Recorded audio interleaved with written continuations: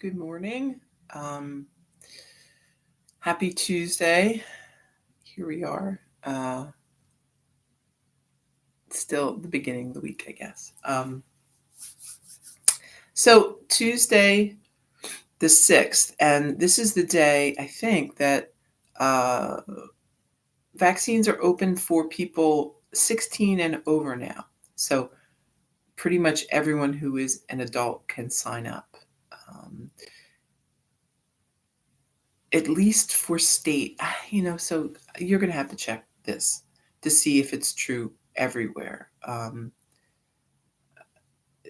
There may be some places, I know there's certain places that are focusing on certain things. So um, I don't know if what pharmacies are doing. Pharmacies might be doing that. I don't know. Anyway, the probably the best. You should sign up wherever you can, but definitely sign up with the state Division of Public Health, and I will send a link out uh, by email a little later um, if you don't already have it. But you can just look it up. It's in all the things. Um, but you get on their wait list, and then they'll send you an email. Well, I think they send an email. I got an email telling you when they're having an event and giving you a code for your invite, right? Hi, Deb and Susan. Then you go back to the site and it says, if you have an invitation, click here, and it'll give you a list. Good morning, Dora and Ruth. It'll give you a list of different places where they're giving the vaccine. And when I made the appointment, it actually gave you a choice of which vaccine. So certain ones were being given certain days in different locations. And then once you pick your day, then you pick your time and you go from there. But I would definitely sign up as soon as you can. I know there's a lot of places doing events. I went to the state event at Dover, um, which was very well run. It didn't even you didn't have to get out of your car. Um, you just drove around in circles as they moved everyone to the right location. It didn't take long, maybe 20 minutes or so. And it was very organized, and I would highly recommend that. Um, but from what I understand, when we get closer into the summer, so maybe by like May, so in a couple months, they're probably not going to be doing them anymore because they have their own stuff in the summer to get organized for. I guess they're going to start having car races and things there again. So, yeah, but there'll be other places. The thing to remember if you haven't had your shot yet is every time you don't get the shot, someone else does. And that means one fewer person that needs it. And also that there's more vaccine, right? Because they're always making more.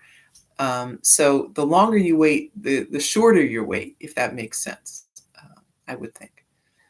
Um, but don't wait too long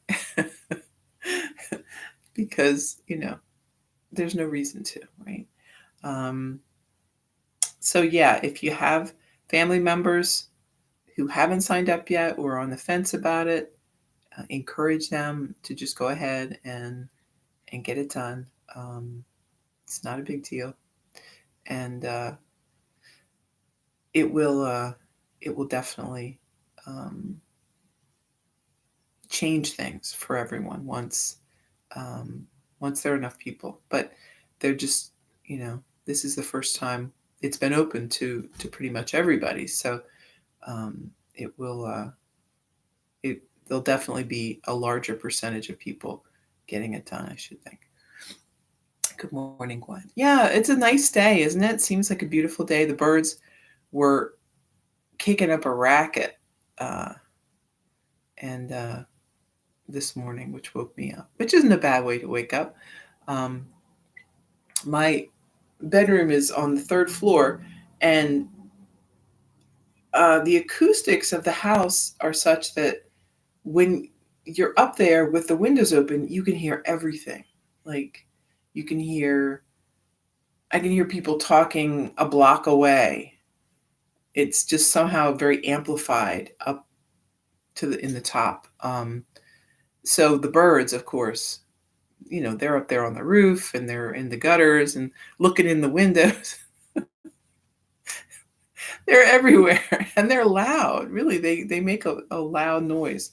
At least from my perspective up there, it's a lot. So, um, let's see. Yesterday we talked a little about spring cleaning and about releasing our attachment on things. So, um, let's talk today about releasing our attachment on everything, right? So, um, I think it's easy to understand not being attached to material goods, right? We all know this, even though we don't necessarily practice it, and it's hard, right? I mean, it's very easy to get uh, our creature comforts um, are an important part of our culture. We are a consuming culture, right? We are encouraged to spend our money on things and to get bigger and better things. And, to a great extent, even things are designed to be discarded, right? They're disposable, and then we get more things. Um, so it can be hard to go a little against that grain, but I think in our hearts we know this, right? We know that um, things aren't important, right? In an absolute sense, and we make an error when we put too great of an importance on them, and specifically attachment to other people and to situations. That's a little trickier because I think um, as a culture and a society, we believe that even in a very positive way, we think that connections and relationships are important, and they are. But we kind of believe them to be the be all and end all, right? In our society and our culture, people ask little kids if they have boyfriends or girlfriends. We encourage this pairing off of individuals, and we talk about how family is so important, and um, that people put up with horrible abuse from family members because they are of the belief that family is everything. Family is uh, our attachment to these people is um, unbreakable, right? That there is no case in which it's enough. Um, so all of these things kind of conspire to often get us into situations that are unsafe, unhealthy, unsustainable. Um, we stay in relationships that are damaging to us. We mourn the loss of relationships, not even so much for the loss of that person or that relationship, but the loss of our status, right? People who aren't married are treated differently from people who are. Especially if you've ever been in a situation where you've gotten divorced or had a spouse pass away, your friends, you're suddenly radioactive. Your friends don't necessarily want to hang out with you. You're the wild card. Then you're not the same as everybody else, or maybe you might even have bad luck or something, right? We don't go to the great extent, but in some cultures, right, they actually, kick people out, right? If your husband dies, the widow's removed from the family. You're gone. You're bad luck. Can't have you here. So relationships are, it's a double-edged sword, right? We cultivate them, we enjoy them, but they can also bring us great sorrow and difficulty over the course of our life. So, what do we do about that, right? I would say we need to look at our relationships as we look at our possessions. Relationships are a beautiful thing. They can be very helpful and very supportive and good for us. Um, but they are not strictly necessary. I know. I mean, it's kind of a radical concept, but they are not strictly necessary. Um, we can reside in ourselves um, peacefully and not rely on other people to give us worth, give our life value. Um, People and relationships should bring your life happy things, bring your life improvements. Um, and if you're in relationships that is not happening, where you are feeling worse, that's a sign, right? That relationship needs to end. You need to remove yourself from that. Um, we need to be self reliant in all things, right? And when I say self reliant, self, we have the little self, but we also have the big self, right? That is the one relationship that will always be there.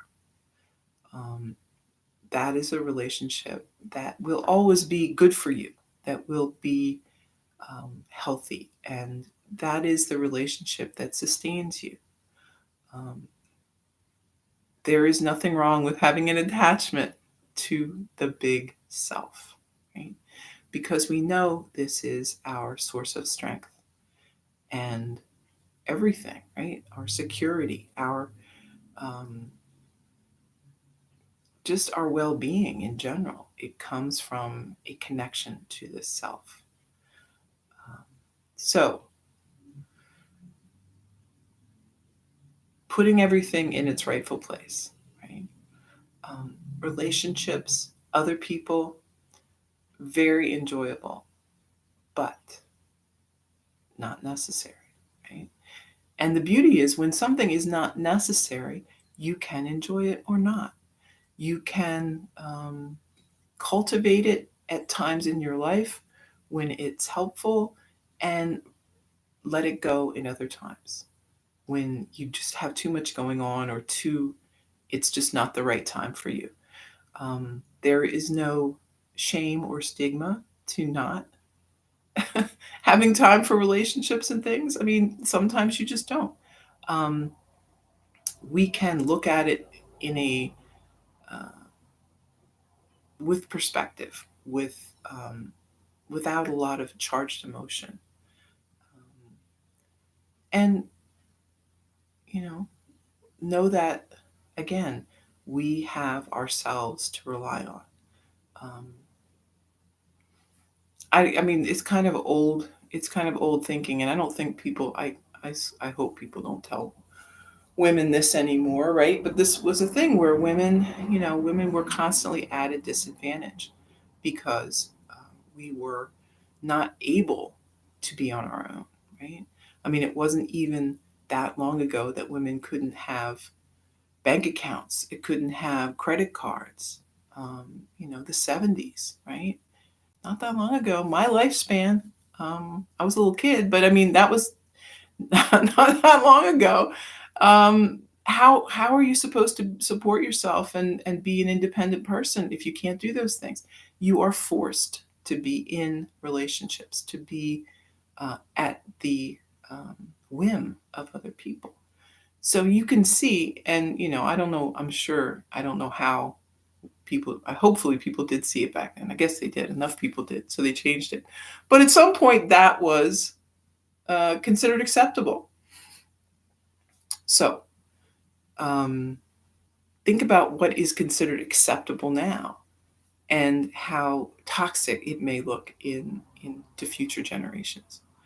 Um, we want to always be able to take care of ourselves, to keep ourselves in a good place, not beholden to others, not um, dependent on others, right? Um, that is definitely a a recipe for, you know, disappointment and disaster, because again, this is the nature of life. Life changes. People come and go out of your life. There's ups and downs. To set all of our life in the hands of someone else is to make a grave mistake. Um, so we love them. We love the people in our life and the relationships that we have. Maybe all the more because we know how temporary they are. Um, if you if you feel, if you know that something is, and this is, I think, one of the reasons why people aren't people sometimes have trouble, you know, focusing on the self, the big self, big S, because it's unchanging. It seems like you always have time, right? It's always going to be there. I don't have to worry about it now, right? um, and that's fair. It's fair enough. So by taking our attachments um, more, by putting them in their proper place, right? We are actually becoming more aware of them. We are becoming to cherish them in a way that if we just, you know, ignore them and thought, oh, this is just how it's always going to be, we're not going to do that. So um, by being less attached, we're actually more attached. Does that make sense? We're more aware. We realize um, the beauty of it, the rarity, right? How rare. If you've had um, a, a marriage or a friendship or anything that has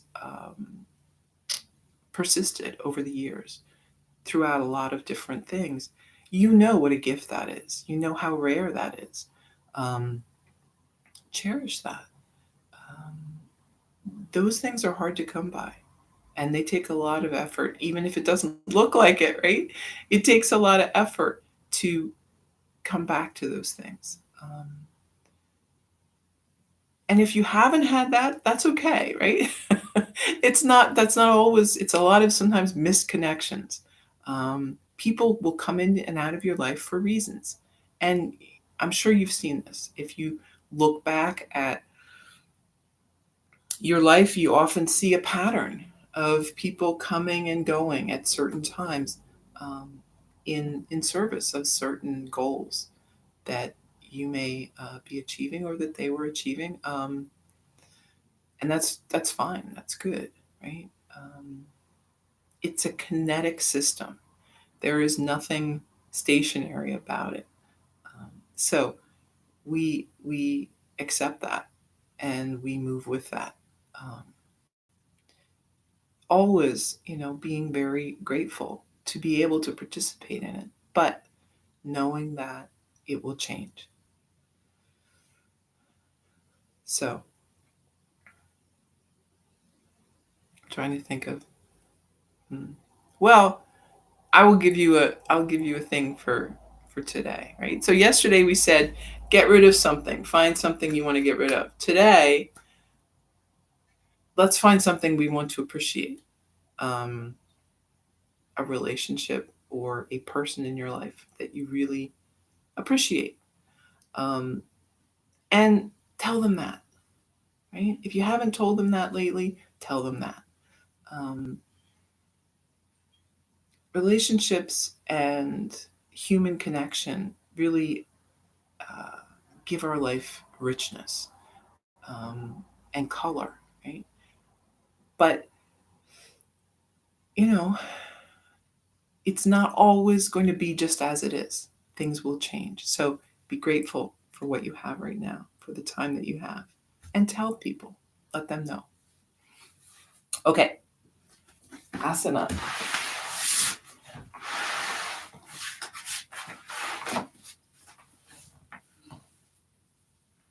Sitting up tall.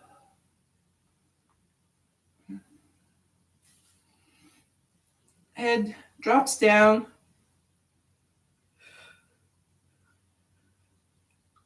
And then moving around, big circle.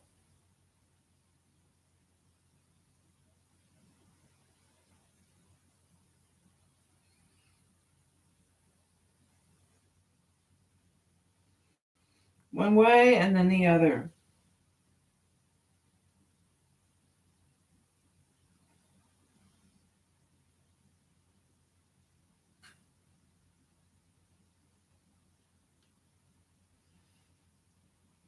Back to center, lean forward. And move around.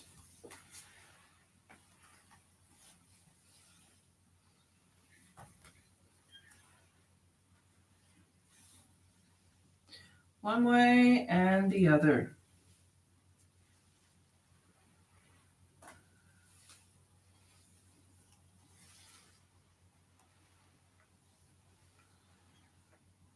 Back up to your seat, arms wide, take a deep breath, and then exhale, hands together.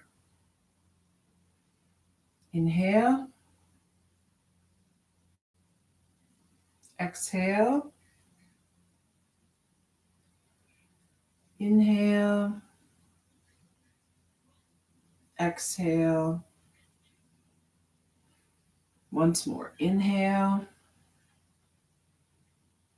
And exhale. Interlace the fingers. Lift the hands, gazing up. And then arms down by your side. Inhale, lift. Lower. Lift.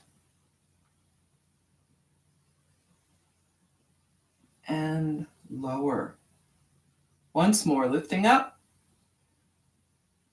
And then right hand down by the side. Reach across with the left.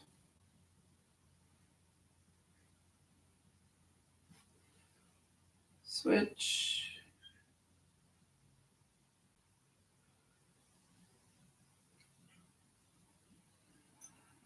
And back up.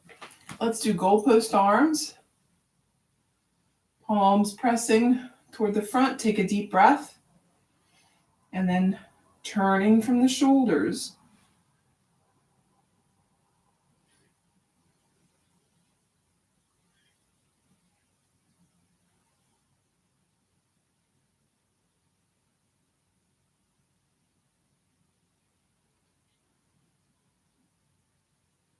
Back to center. Take a breath. Twist on the exhale.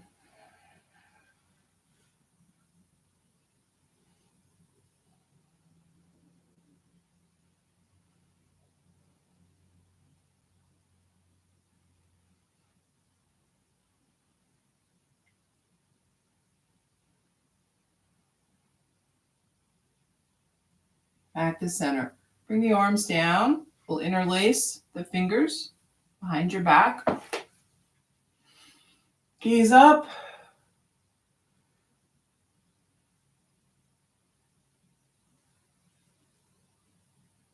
And then folding forward.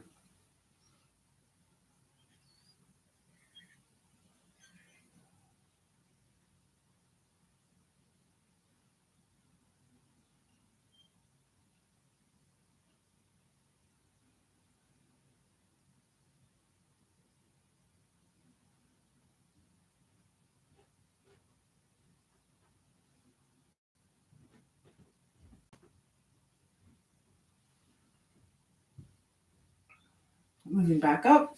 Let's bring soles of the feet together. Sitting tall, shoulders back, lean forward.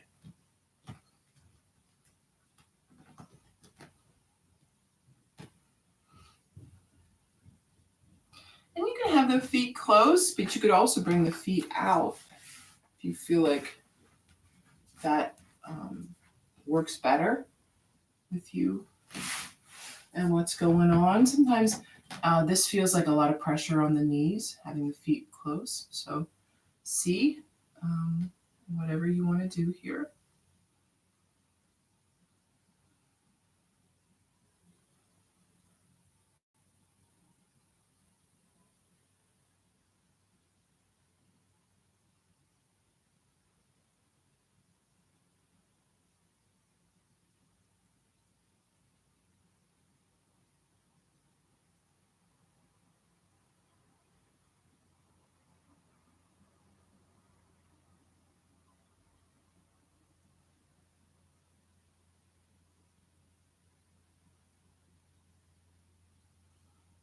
Come on back up.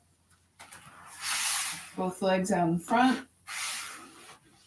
Let's point and flex the feet.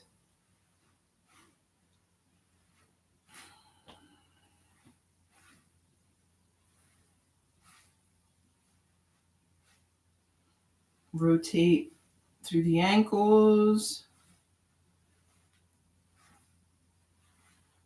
One way and then the other.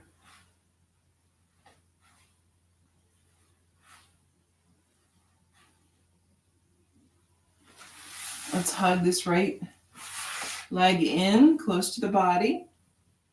Sitting up nice and tall, shoulders back.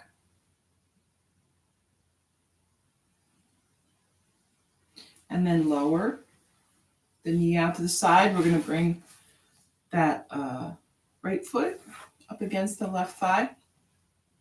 Sitting up tall. Deep breath, and then we're leaning forward. So this movement is initiating at the hip, right?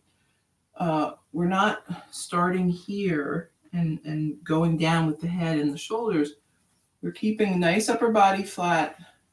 The movement starts here, and everything up here kind of stays where it is.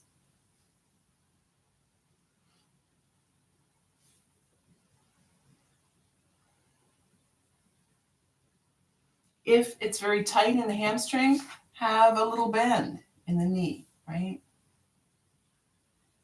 So my hamstrings feel tight today. And when I have it extended, right, I'm about here. And then I feel it's too tight here to go any further. So maybe I put a little bend in the knee. And then I have a little more, right? A little more space. I start feeling it in my hip flexors and, kind of the back area instead of here. Right? So it really depends. What do you want to work on? Sometimes, you want to work on different areas than just the hamstrings, right?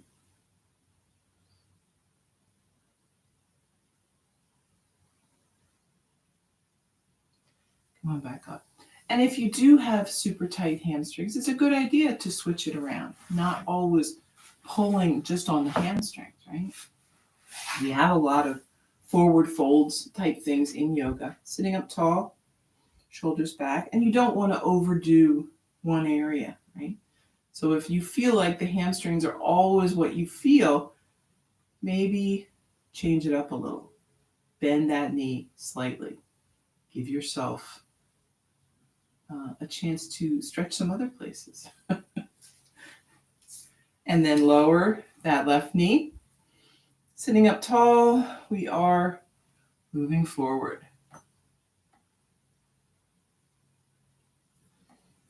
And I'm going to do the same thing here.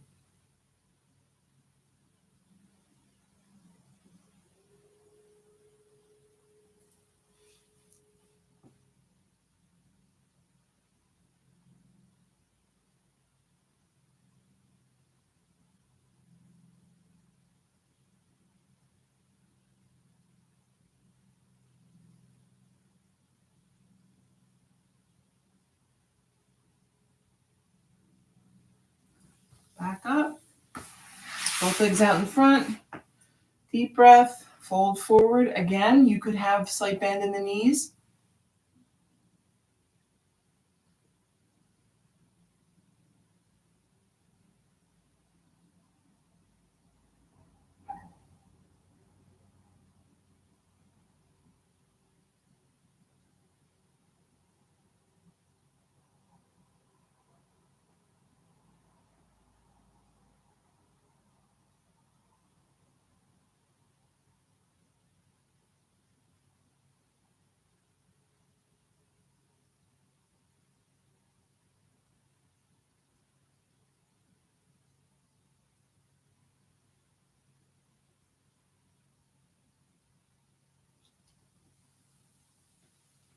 And then moving back up, let's point and flex the feet again.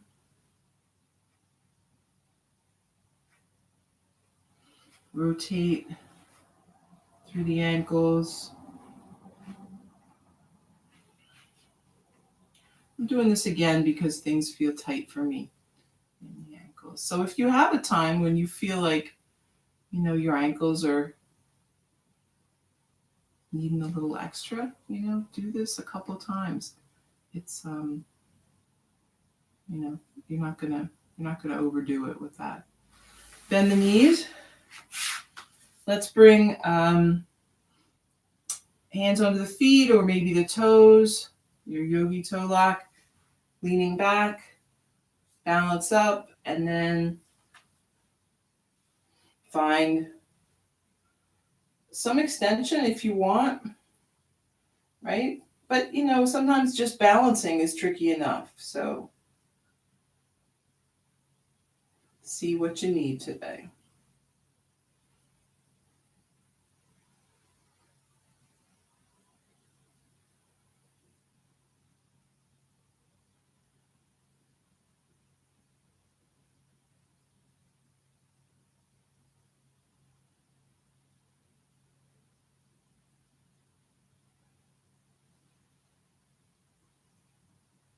Back down. Let's just hold here.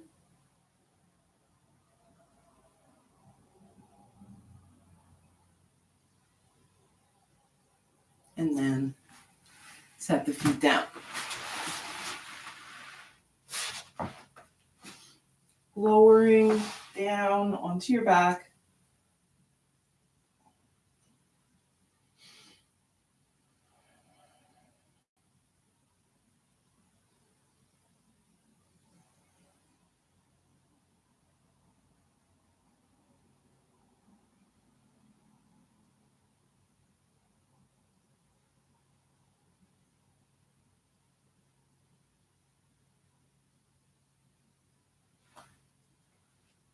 Let's hug this right knee in. Left leg long.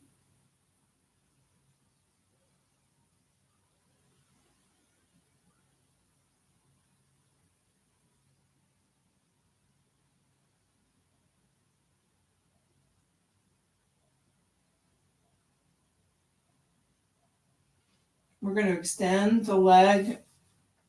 So you might keep the hands behind the thigh. If you could reach the toe, you might do that. You could have a bend in the knee if things feel pretty tight. I'm not consciously bending my knee, but you can see it's not straight, right? I'm definitely feeling tight in the hamstrings.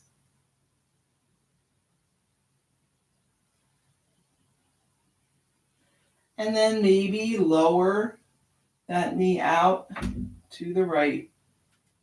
I'm not going to go that far because I have a wall here, but I could move over. I guess I will.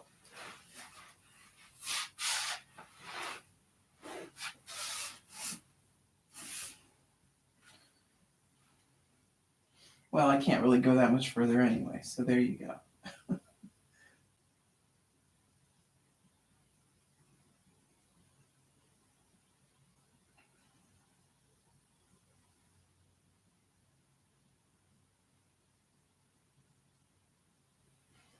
And then come on back to center. And we'll hug the knee in again.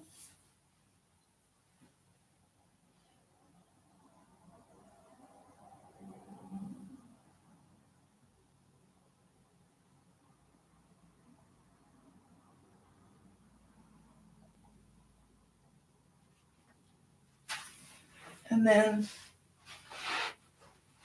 extend the right leg long. Hug in the left leg.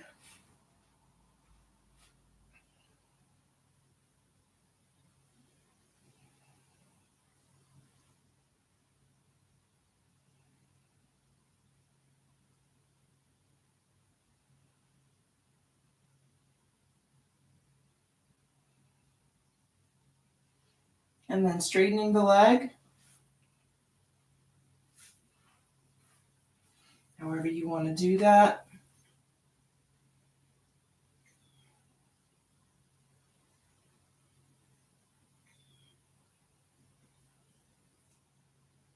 And maybe lowering out to the side.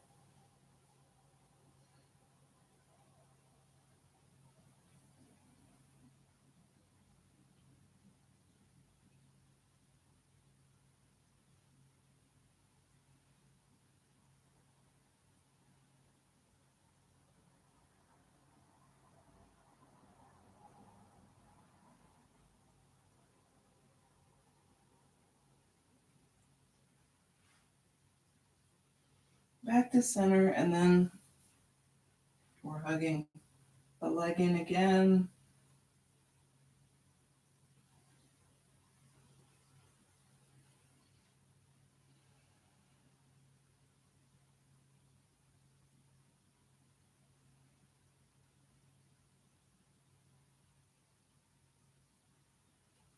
And then both legs long on the mat. Let's bring the legs a little wider. Arms out to a T, 5-pointed star. Let the body relax.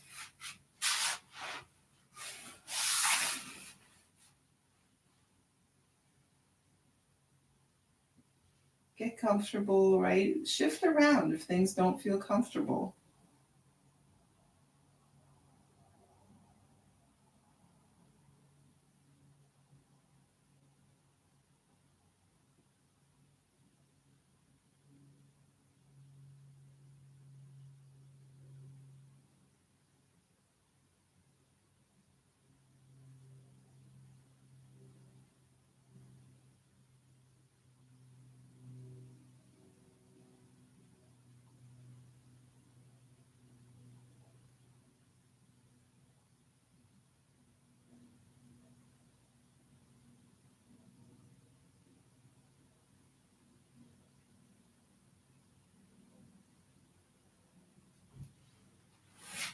Everything back to center. We're going to bring right ankle on top of left knee.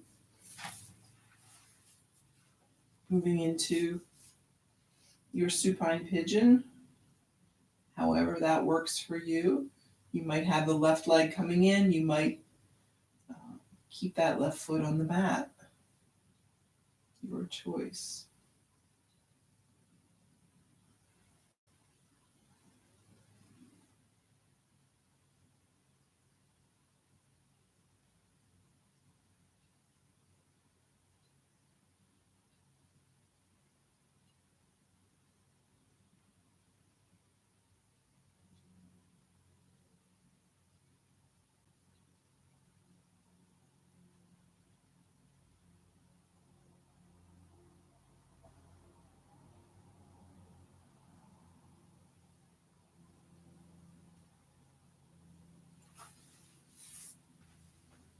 Setting the legs down, little switch.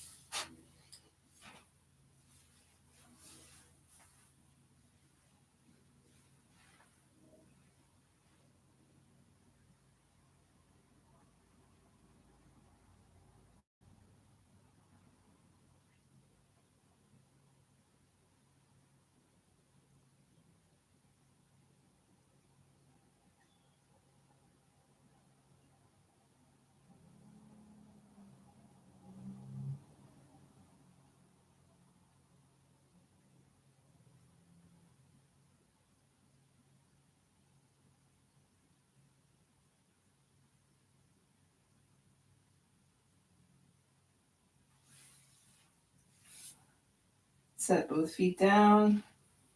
We're going to get ready for bridge. So heels coming back toward the body. Hands by your side. Press down. Hands and feet.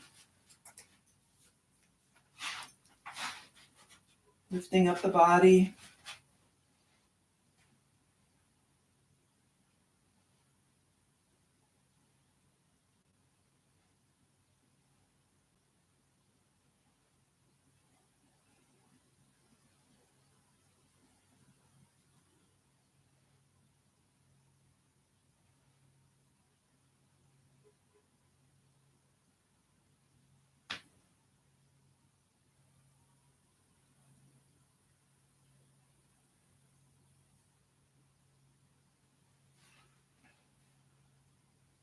Lowering back down. Soles of the feet together. Knees apart. Maybe bring the hands onto the belly. Taking deep breaths.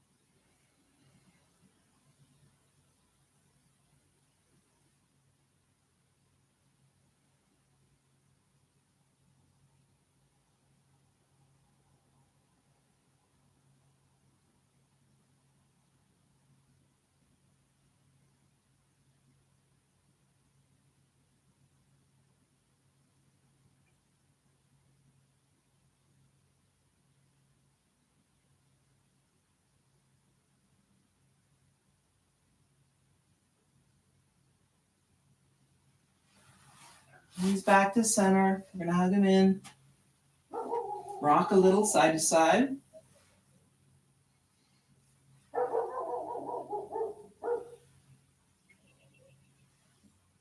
And then arms out to a T or goalpost arms.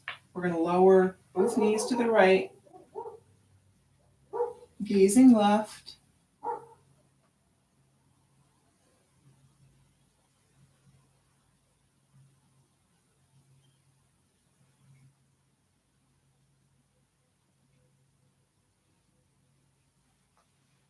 Knees to center and moving left, gazing right.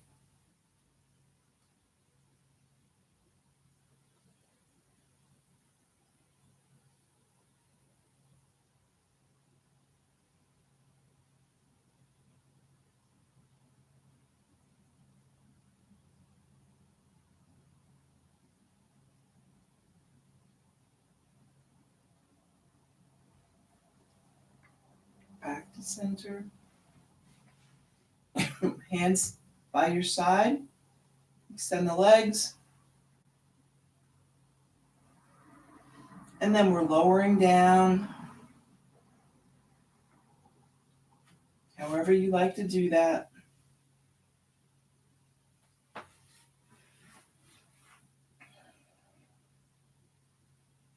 Ending up relaxed on the mat. Palms flip so they're facing upwards. If that feels good, if you really don't like how that feels, don't worry about it. Find what's comfortable for you. And breathe. Steady breath, relaxing, feeling at ease and comfortable on your mat.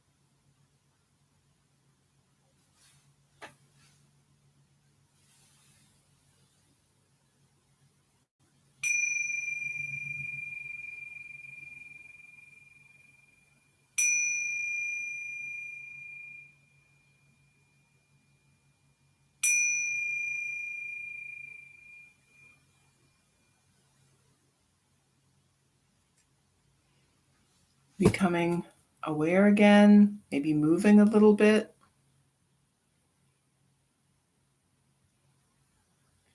And then making your way up to a seat. Let's bring hands together, breath in and breath out. Thank you for taking time today for yoga and for sharing it with me. I hope you have a very good Tuesday. Namaste.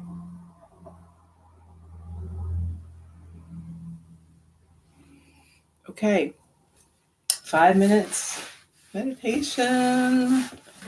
Here we go. Keep that peaceful state of mind.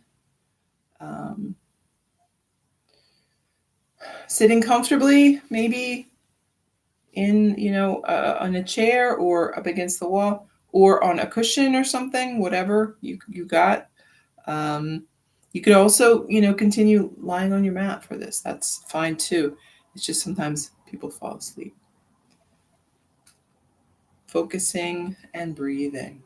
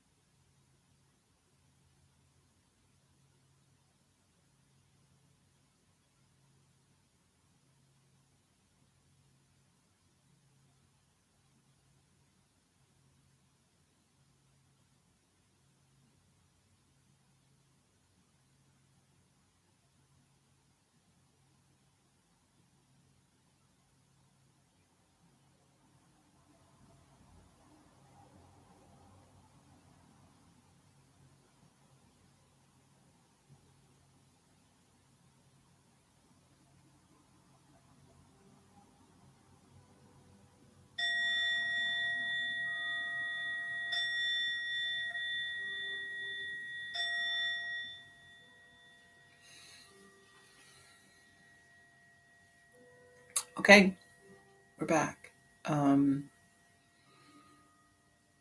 Hopefully that was a good 5 minutes for you. It's funny to me always how long or how short it can feel, depending on what's going on in your head.